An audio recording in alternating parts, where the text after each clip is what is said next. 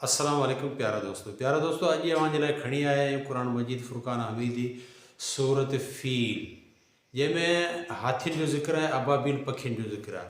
जॾहिं बादशाह इब्रा को बादशाह हो जेको काबतुल्ला शरीफ़ ते हमिलो करे आयो काबतुल्ला शरीफ़ खे शहीद करणु, त अल्लाह ताला पंहिंजे काबे खे बचाइण जे लाइ पखियुनि जो झुंड मोकिलियो, यानी अबाबिल पखियुनि जो झुंड मोकिलियो।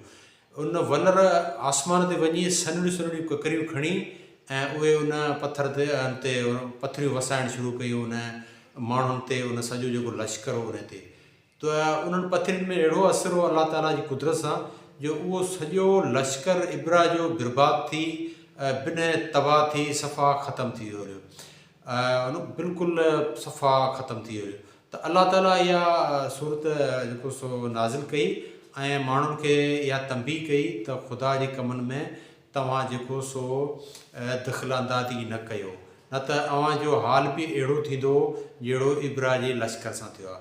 दोस्तो सो पाण अॼु हिन सूरा सगूर जो असुलु तर्जुमो ॾिसंदासीं त कहिड़ो आहे।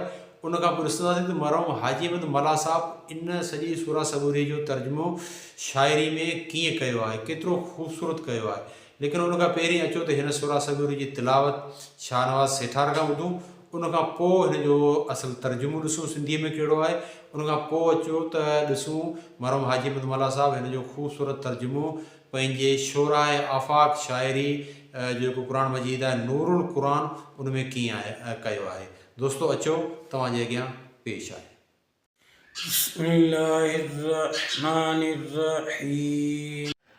अवल नाम अल्लाह जो बरकत बेशुमार, सो ॾहनि जो ॾातार, सो सबा जो सभई पिरी।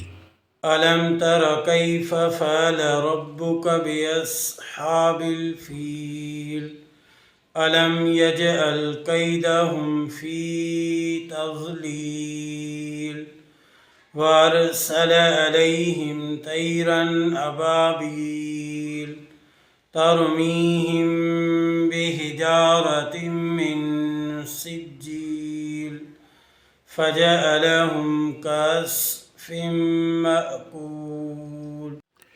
ए महबूब, छा न ॾिठो अव्हां कहिड़ो हशर कयो अव्हां जे रब हाथी वारनि जो।